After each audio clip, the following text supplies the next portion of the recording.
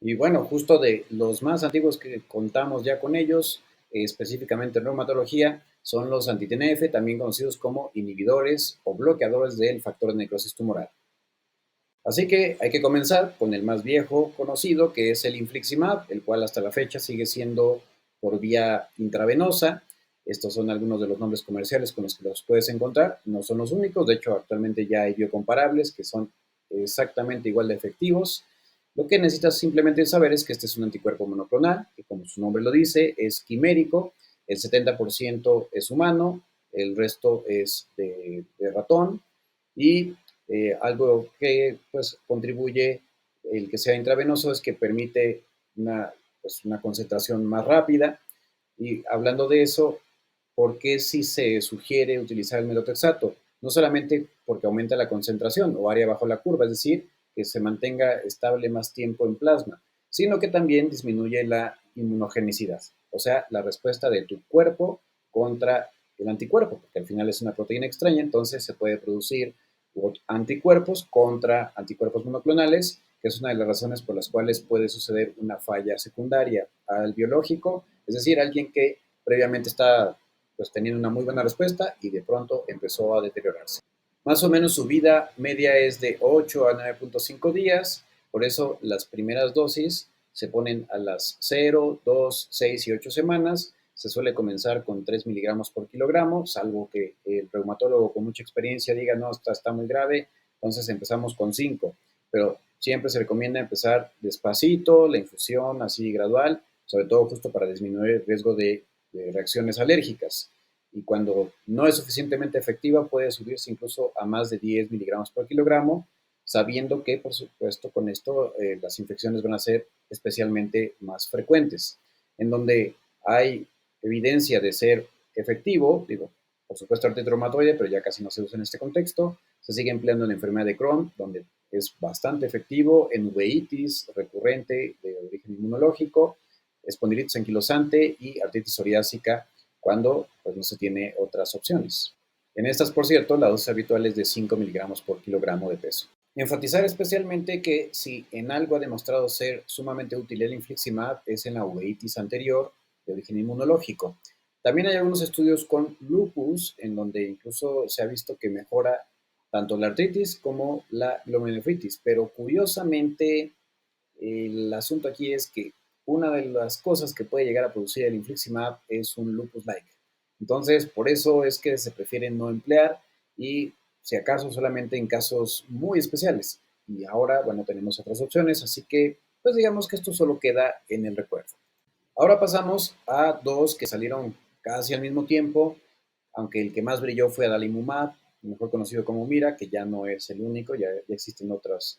marcas que son biocomparables, perfectamente igual de efectivos. Bueno, hasta el momento eso parece. Pero bueno, está por un lado el etanercept, que como su fijo nos lo recuerda, nos habla de que es una molécula, una proteína de fusión, en donde está pues vaya, es un receptor soluble, el P75, para el factor de necrosis tumoral. Y por otro lado, bueno, esto lo que hace es bloquear al factor de necrosis tumoral, pero también bloquea a la linfotoxina. Y entonces, de ahí que en algunos estudios se sugiere que tiene más efectividad en las espondiloartritis, pero en realidad no, eso no se ha podido demostrar de forma fehaciente. Solamente necesitas saber que es una muy buena opción. Lo que sí, su vida media es más corta por su composición, pero puede emplearse ya sea 2 veces a la semana, 25 miligramos, o 50 miligramos una vez a la semana. Y la indicación es artritis reumatoide, artritis psoriásica, espondilitis anquilosante, las espondiloartritis radiográficas axiales y también en artritis idiopática juvenil. Igualmente es más efectivo cuando se utiliza con un farme y de hecho se recomienda que sea así, por lo que anteriormente te dije, no solamente porque mejora su vida media, que de por sí es breve, sino porque disminuye la posibilidad de producir una respuesta contra este anticuerpo, además de que per se aumenta la eficacia. O sea, sí suma el metotrexato. Mismo caso con adalimumab, sin embargo, este es un anticuerpo, recuerda, por cómo está conformado, humano. Precisamente por su vida media de 10 a 13,6 días, se permite una administración en menor frecuencia, es decir, cada 2 semanas, que son 40 miligramos, y la indicación es artritis reumatoide, artritis psoriásica, espondilitis anquilosante, pero también, y con dosis incluso más altas, se llega a emplear en las enfermedades inflamatorias intestinales, incluso tiene también indicación de hidradenitis supurativa y hasta algunas vasculitis. Este es de los únicos que tiene indicación, por ejemplo, en enfermedad de Behçet. Otro miembro de la familia anti-TNF es el golimumab, que también es un anticuerpo monoclonal humano de tipo IgG, al igual que los anteriores, que este tiene la ventaja de que se puede aplicar cada mes. Sin embargo, esto tiene cierta desventaja, sobre todo en pacientes con artritis reumatoide, donde se ha visto que cuando está por llegar el mes, como que sí sienten ahí una recaída. Eso pues no está claramente descrito en la literatura, pero es lo que refieren en general los pacientes. Y además, algo que puede pues darle algo de sentido a esto es que no fue superior al metrotexato en términos de ACR20, ACR50 o ACR70. Vaya, no fue significativo, aunque sí logró una mayor posibilidad de un buen estado eular, en donde parece ser que sí tiene una mayor utilidad y, y ha sido satisfactoria es en la artritis psoriásica y en las espondilitis anquilosantes, aunque sí tiene la indicación de artritis reumatoide, pero nuevamente también se sugiere que se emplee junto con el metrotexato porque como todo lo mismo que te dije anteriormente, aplica en este anticuerpo monoclonal. Y bueno, además hay varios estudios donde se ha demostrado que en combinación con metrotexato tiene una buena posibilidad, 5,1 veces mayor de alcanzar la remisión, incluso prolongada más allá de un año, mejor eh, calidad de vida, una mayor función y pues no hubo una diferencia significativa con respecto al placebo en cuanto a la tasa de infecciones. Así que es algo bastante razonable. También dentro de esta familia, uno muy interesante es el certolizumab pegol, el cual la gran diferencia, de hecho puedes ver aquí abajo que la molécula es muy distinta, incluso si te quieres regresar a los anteriores vas a darte cuenta de la estructura molecular y tiene algo muy especial, y es que es un fragmento FAB, o sea, únicamente la, el componente del anticuerpo que es funcional y que se va a unir se va a ligar a una molécula de polietilenglicol. Esto va a disminuir la posibilidad de algo que se llama citotoxicidad mediada por anticuerpos, en lo cual se involucra el complemento, por lo tanto es mínima la posibilidad de que este llegue a generar un lupus-like y también de esta manera disminuye el riesgo de que se generen citopenias, o sea, que se destruyan glóbulos blancos en gran medida. Digo, eso es poco común que pase, pero bueno, es algo que llega a ser especialmente con el infliximab. Este también se inyecta por vía subcutánea y se empieza 400 miligramos como dosis de carga a las 2 y 4 semanas, seguido de 200 miligramos cada tercera semana o 400 cada 4 semanas. Y bueno, este también algo que ha demostrado es ser una muy buena idea en el contexto de embarazo. Y eso porque justamente su composición, incluyendo la pergilación, evita que atraviese la placenta, a diferencia de los otros anti-TNF. Y esto porque, bueno, en el pasado se había asociado a los anti-TNF a el complejo Bactero, que es una serie de malformaciones en el bebé, que ahora pues se ha de hecho descartado que realmente suceda, pero como sea, pues este sí es muy seguro de emplear en el contexto de embarazo. Además, como te digo, pues tiene menor consecuencia o un efecto menos agresivo sobre la respuesta inmunológica normal.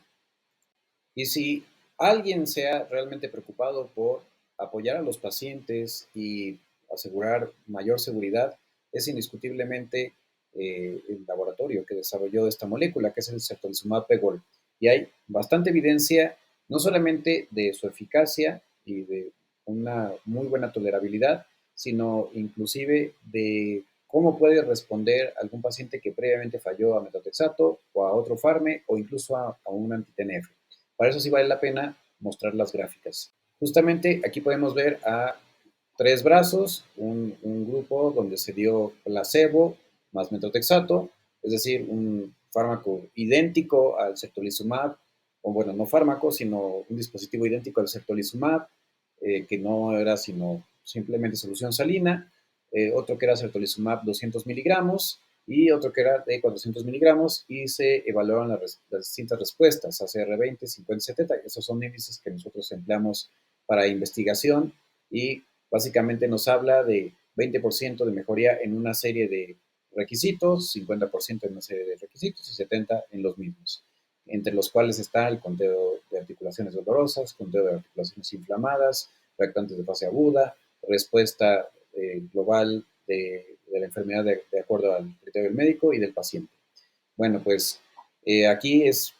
muy llamativo, no se necesita decir más, puedes ver la diferencia enorme que hay entre las distintas gráficas, que indiscutiblemente le da un papel pues muy sólido a aquellos pacientes que no respondieron bien a metotrexato, o incluso es muy parecida a la gráfica en aquellos que han fallado previamente a fármacos modificadores de la enfermedad. Claro, eso sí, hay que aclarar que la mayoría de ellos fueron en monoterapia, pero este en combinación con metotrexato, pues es exponencial la diferencia de eficacia. Esta es la otra gráfica que nuevamente demuestra que pacientes que previamente no respondieron a un farme convencional, es decir, metotrexato, leflunomida, hidroxicloroquina,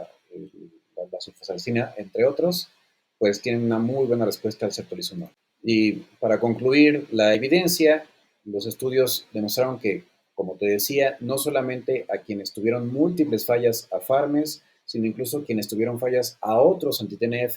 tenían posibilidad de responder al certolizumab pegol. Y bueno, aquí hacer un pequeño receso respecto a los efectos adversos que se pueden presentar, que de hecho son muy parecidos los de certolizumab pegol, aunque con una tendencia a ser menores que con otros fármacos biológicos de tipo anti-TNF, pero puedes darte cuenta que sí hay más posibilidades de que haya infecciones o incluso serias. Más o menos el odds ratio es de 3.3, la posibilidad de desarrollar tuberculosis es de 0.7 a 0.8%, y las infecciones respiratorias, sobre todo superiores, son las más frecuentes, con un odds ratio de 2.21. Entonces, cuando hay una infección respiratoria, es importante considerar suspender transitoriamente, y eso, por supuesto, de la mano de lo que te comente tu reumatólogo, porque aquí sí hay que ver, depende qué tan intensa ha sido la actividad de la enfermedad, si vale la pena sopesar el riesgo, o si definitivamente habrá más beneficio de descansar un poco del fármaco. Una de las principales inquietudes que se tiene también con el uso de anti-TNFs o bloqueadores del factor de necrosis tumoral es la mayor posibilidad de desarrollar neoplasias. Y algo importante destacar, que de hecho esto es público, a diferencia de lo que dicen los charlatanes, de que todo se tapa y de que todo es oscuro, esto es de dominio público y de hecho se presenta incluso en la información pues para prescribir, que es de acceso a cualquier persona, puedes verlo en el PLM o en el Bademecum. En uno de los estudios se encontró que hubo más casos de neoplasias, pero aquí hay que tomar en consideración que la mayoría eran pacientes crónicos que ya habían fallado a múltiples tratamientos, o sea que tenían muchas cosas detrás, y en los estudios que se han hecho a largo plazo no parece haber un incremento marcado de las neoplasias, pero hay que tomar en cuenta eso, sobre todo si hay historia de ciertas neoplasias, especialmente las que son de origen epitelial o renal, y otro tipo de neoplasias donde el factor de necrosis tumoral tiene un rol en el control de las mismas. Pero a grandes rasgos tiene muchos beneficios, incluyendo una mejoría del dolor de forma sustancial, una notable posibilidad de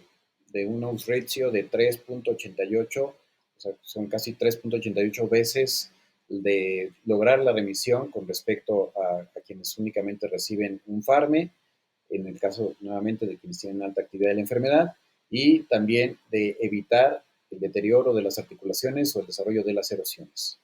¿Cuáles son los más probables mecanismos de acción que llevan a la efectividad de los anti-TNF? Bueno, principalmente van a disminuir la producción de otras citocinas proinflamatorias, por eso es que son tan efectivos, incluyendo la interleucina 1, interleucina 6, el factor de crecimiento de granulocitos monocitos, que pues, son todos ellos indiscutibles protagonistas también de la respuesta inflamatoria, especialmente de tipo celular, así como algunas quimiosinas, que se les llama así a las moléculas que se producen por las mismas células, que atraen al sitio de inflamación a células inflamatorias, valga la redundancia.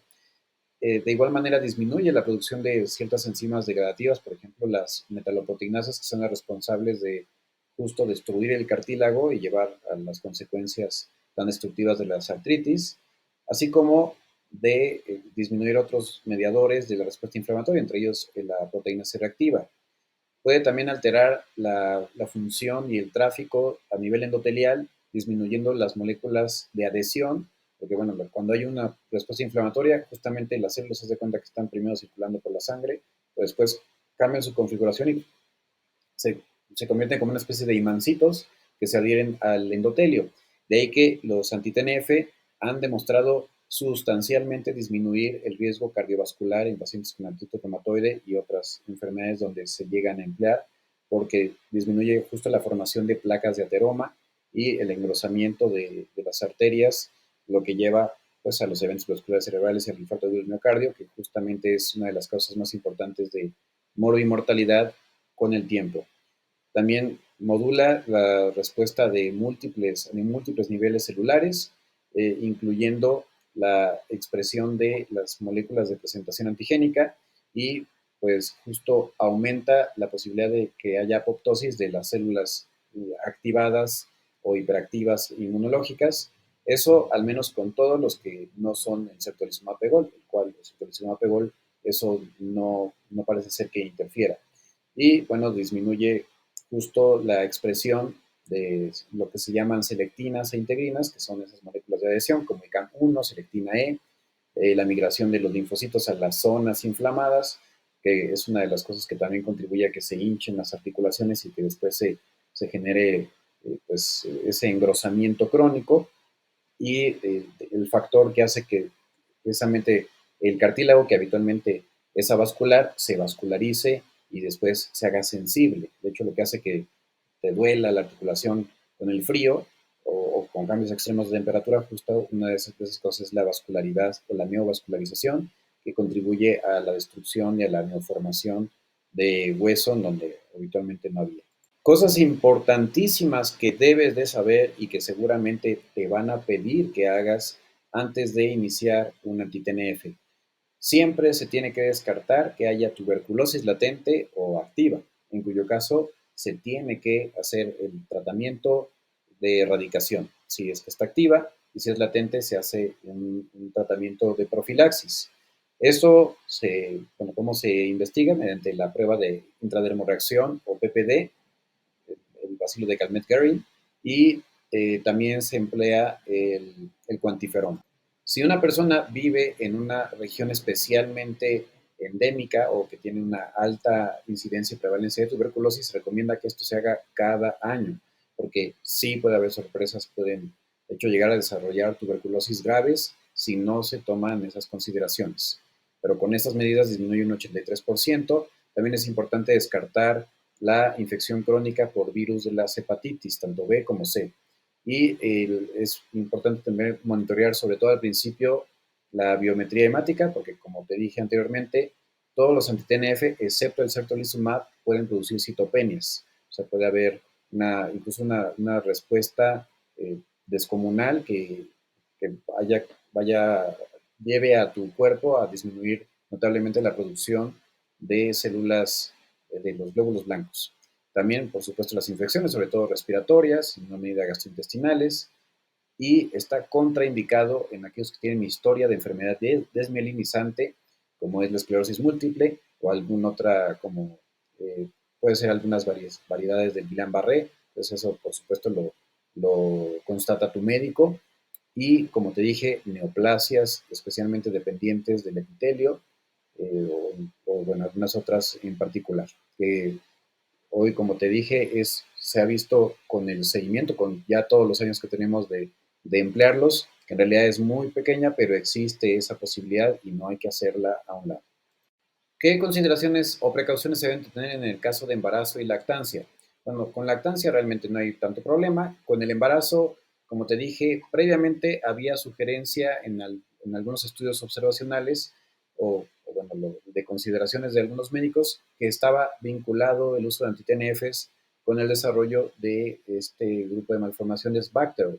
Pero los estudios de seguimiento de más años no demostraron dicha asociación. De hecho, se ha visto que no hay una diferencia con la población general en cuanto al riesgo de malformaciones y tampoco se ha visto teratogenicidad en animales. Teratogenicidad justamente habla de desarrollar malformaciones. Entonces, se considera una categoría B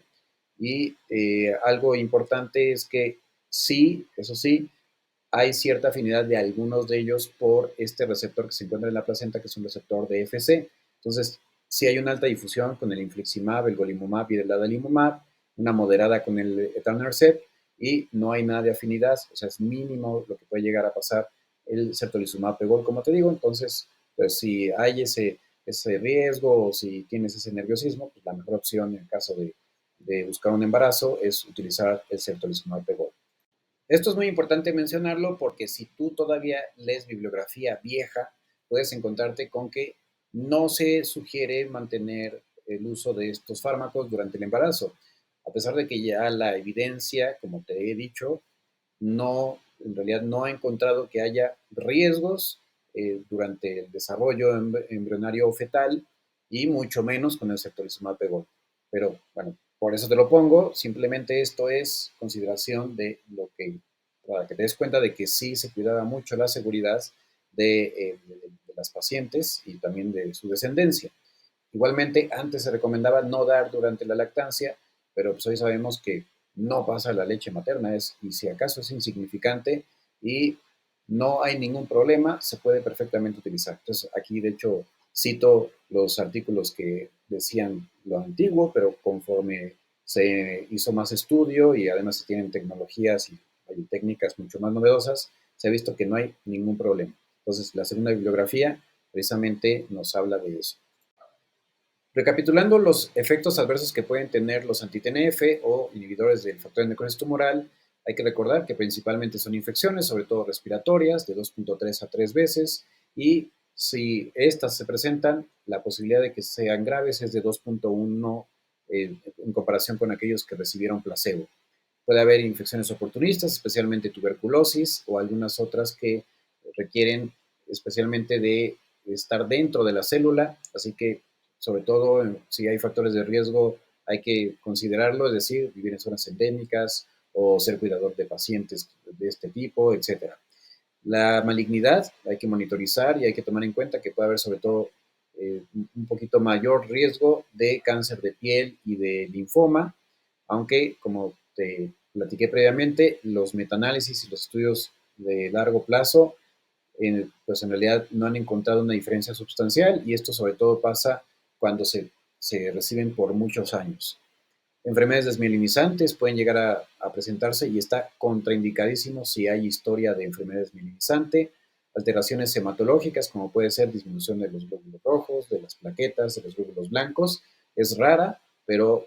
pues si aparece hay que considerar que específicamente puede ser esa la razón. Enfermedad eh, cardíaca, la insuficiencia cardíaca puede presentarse sobre todo en quienes tienen ya una enfermedad cardíaca de fondo, cardiopatía isquémica principalmente, o que son hipertensos y que han estado mal controlados. Entonces, aquí hay que evitarlos, de preferencia, sobre todo si ya están en un estadio o una clase funcional 3 o 4, de preferencia no usarlos, a menos que no haya alguna otra, pues, otra opción. Pueden presentarse o aparecer anticuerpos, especialmente anti-DNA de doble cadena, que son los mismos de lupus, en un 10 a un 15%, pero de ellos solamente un 0.2 a un 0.4% van a terminar desarrollando realmente un lupus inducido por drogas. La hepatotoxicidad en realidad es muy infrecuente y, como te digo, habitualmente es sobre todo después de eh, una respuesta secundaria asociada o una infección, o bueno, sí, en algunos pacientes el metabolismo puede, pues, digamos, aumentarse y demandar al hígado. Entonces hay que tomarlo en cuenta, aunque la verdad es que es raro. Puede haber reacciones dermatológicas que usualmente son de tipo alérgico y en cuyo caso se recomendaría considerar o reconsiderar pasar a otra molécula, porque pues, es mayor riesgo, por supuesto, de presentar una reacción más grave. Los síndromes de lupus-like que ya te comenté, que pues en realidad es muy bajito la posibilidad y que se suspende el fármaco y se arregla el problema en la inmensa mayoría. Y bueno, algunas reacciones de inmunogenicidad con el adalimumab, golimumab y cetolizumab de 4 al 12% pueden presentar esta inmunogenicidad, es decir, formación de anticuerpos contra este anticuerpo, 3% con el etanercept, o sea que es el que menos de este tipo de reacciones va a producir, y el infliximab por mucho es el más alto, especialmente con mayores dosis, con 10 miligramos por kilo, 53%, con 3, 21%, y con 1, 7%, pero la verdad es que esa dosis prácticamente no se usa. Algo muy importante y que nuevamente enfatizo, esta posibilidad de reacción, de, bueno, de que se generan anticuerpos contra el anticuerpo, disminuye a 1% si se emplea de forma concomitante metronidazol. Como ves, el tema es sumamente extenso, así que por ahora vamos a dejarlo aquí y únicamente nos vamos a quedar con lo que aprendiste el día de hoy sobre anti-TNFs o factor de necrosis tumoral o inhibidores del factor de necrosis tumoral. Y como conclusiones, pues recordar que justo son fármacos que son bastante complejos de elaborar, de todo el proceso que implican, de hecho todo su desarrollo, que específicamente se van a dirigir contra una molécula, en este caso el factor de necrosis tumoral,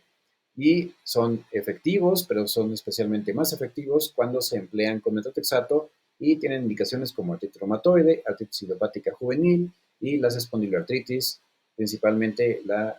artritis psoriásica, espondiloartritis axial radiográfica y no radiográfica, así como enfermedades inflamatorias intestinales, entre otras. Todos requieren de variaciones en su posología. Posología quiere decir el cómo se van a prescribir, o sea, la dosis y la frecuencia, y pues se requiere un monitoreo cuidadoso. Ya vimos que en el embarazo y lactancia no hay mayor problema, pero si estás con algunos que sí pueden llegar a atravesar la placenta, como es el infliximab, pues nada más hay que tomar esa consideración. Pero a grandes rasgos son, la verdad es que fármacos bastante nobles que han cambiado radicalmente pues la situación de muchos pacientes con diversas condiciones inmunológicas y por supuesto que bien empleados pueden incluso lograr la remisión y además mantenerla aún después de suspenderlos por varios años. En algunos casos incluso sin volver a presentar recaídas, la verdad es que son muy poquitos, pero llega a suceder. Entonces, bueno, pues hay que tomarlo en cuenta y ahora tienes esta información que también pues, podrías discutir a más detalle con tu médico tratante. Si esto fue útil para ti, fue de tu agrado, por favor, no olvides dejar tu like, comparte con las personas que posiblemente se beneficiarán. Te invito a que si no te has suscrito lo hagas. La suscripción en este canal es completamente gratuita. De la que te hablé anteriormente, pues es suscripción, por supuesto, para personas que necesiten contenido más elaborado, más específico, que por supuesto, bueno, pues tú sabes, el tiempo pues, no se regala, ¿no? Digo, esto yo lo regalo con mucho gusto para ti, pero pues al final esto pues implica un esfuerzo que espero que tú puedas valorar y entonces pues vaya en la medida de lo que tú quieras algo mucho más concreto, con todo gusto te puedo ayudar si te suscribes a mi canal de TikTok, que pues es Rehumanizarte, tal como aparece aquí. Recuerda que también me puedes seguir en mi página de Facebook oficial, que es Dr. Juan Carlos Arana Ruiz o Dr. Juan Carlos Arana Reumatólogo, y pues así es como puedes encontrar con el arroba JC Aranar. Cuídate mucho, nos vemos en la próxima, donde te hablaré de otros biológicos.